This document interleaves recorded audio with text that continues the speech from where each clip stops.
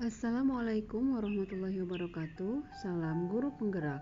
Pada kesempatan kali ini saya Emma Mulyana, calon guru penggerak angkatan 8 dari SMP Muslimin Banyuresmi Garut, akan memaparkan kesimpulan dan refleksi filosofi pemikiran Ki Hajar Dewantara pada tugas modul 1.1 koneksi antar materi.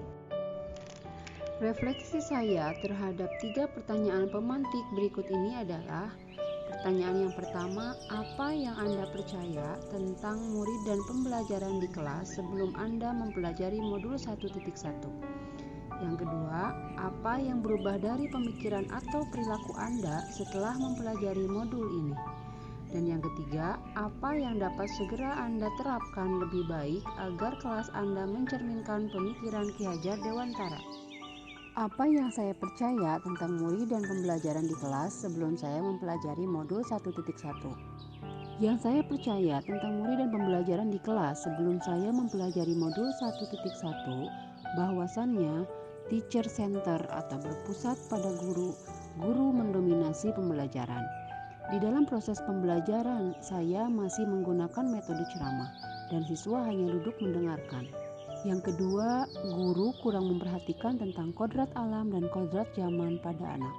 Kodrat alam berkenaan dengan karakter anak, sedangkan kodrat zaman pengaruh perkembangan zaman. Saya cenderung menyamaratakan kemampuan anak dengan melakukan pembelajaran yang sesuai dengan zona nyaman saya, tanpa memperhatikan perbedaan karakteristik anak. Yang ketiga, pembelajaran terfokus pada KKM, kriteria ketuntasan minimum, mengutamakan aspek kognitif anak. Saya sering lupa bahwa pendidikan bukan hanya soal mentransfer ilmu saja, tetapi sejatinya ada aspek lain yang harus diperhatikan dalam belajar. Yang terakhir, siswa pasif dan rendahnya motivasi belajar membuat suasana pembelajaran yang tenang terkadang menjenuhkan. Saya sering memperhatikan sikap murid saya terkadang terlihat jenuh, lemas, tak bersemangat dalam pembelajaran, dikarenakan metode yang saya gunakan masih metode ceramah. Ketika ditanya seputar materi, mereka hanya diam, tidak ada tanggapannya. Apa yang berubah dari pemikiran atau perilaku saya setelah mempelajari modul ini? Setelah mempelajari modul 1.1, yang berubah dari pemikiran dan perilaku saya antara lain: 1. Merubah pemikiran bahwa pembelajaran harus student center, berpusat pada anak. Dengan aktivitas pembelajaran yang berpusat pada anak akan lebih aktif karena terlibat di dalam proses pembelajaran. Yang kedua, menghargai perbedaan karakteristik anak. Anak terlahir berbeda, setiap individu memiliki keunikannya masing-masing. Saya sadar dengan adanya perbedaan ini akan menjadikan pembelajaran lebih berwarna. Sebagai seorang pendidik, saya harus dapat menuntun anak sesuai kodratnya. Yang ketiga, guru bukanlah satu-satunya sumber belajar. Apapun yang ada di sekitar kita dapat dijadikan sebagai sumber belajar bagi anak. Memberikan kebebasan kepada mereka untuk menggunakan sumber belajar yang sesuai dengan keinginannya. Saya sebagai guru hanya menuntun, membimbing, serta mengarahkan. Selain itu, setelah mempelajari modul 1.1, yang berubah dari perilaku saya antara lain: yang pertama, memberikan kebebasan kepada anak untuk menyelesaikan setiap tugas sesuai dengan minat, bakat, dan kreativitasnya masing-masing. Yang kedua, membuat pembelajaran yang menarik dan ciptakan suasana belajar menyenangkan untuk meningkatkan motivasi belajar siswa. Yang ketiga, menuntun sesuai kodrat alam anak dan kodrat zamannya.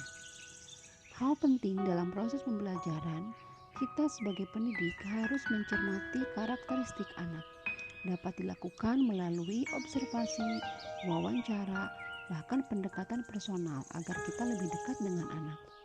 Apa yang dapat segera saya terapkan lebih baik agar kelas saya mencerminkan pemikiran Ki Hajar Dewantara?